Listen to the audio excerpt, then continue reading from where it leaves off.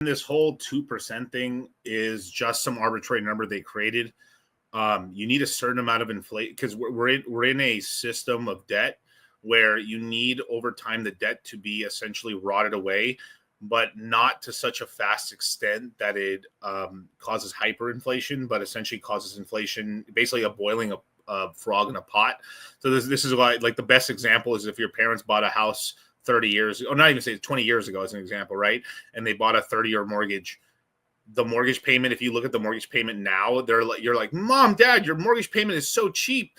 That's what inflation does.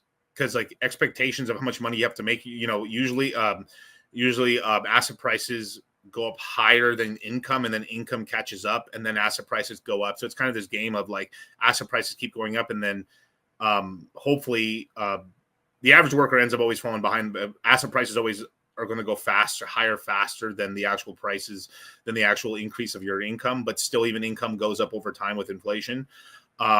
This is why you got to own assets classes. You have to own assets, houses, stocks, real estate, crypto, businesses, because that's the inflation protection and the way you can gain against inflation, basically. Yeah, white monster vodka. That'd be funny as fuck. I had him a fucking white monster vodka. He drinks it, spits it out. I was like, God damn, is there vodka in here?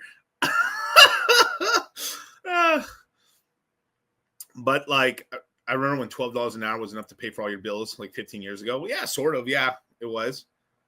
But that's the interesting thing, like as an example, like, I think a house, like at least in my hometown area, right? Like you could have got yourself a very decent house. The mortgage payment would have been probably like $1,800 for the house for a 30-year mortgage. Now $1,800. You're paying $1,800 for this $1 million house. Holy shit! Because you get $1 million house today, the mortgage payment is $4,700 to $5,000 for the same house in today. And that's kind of the power of like why like they're incentivizing you to take debt in the future. Because that causes spending now, but and also so like the 2% inflation rates to basically for the debtors, and we're a debtor nation, so it ends up if you use debt in the right way, it can be really good for you. But like you have to buy assets with it, not retarded fucking shit like taking out like let me explain taking money out to buy fucking video games, borrowing money to buy rims, borrowing money to buy furniture.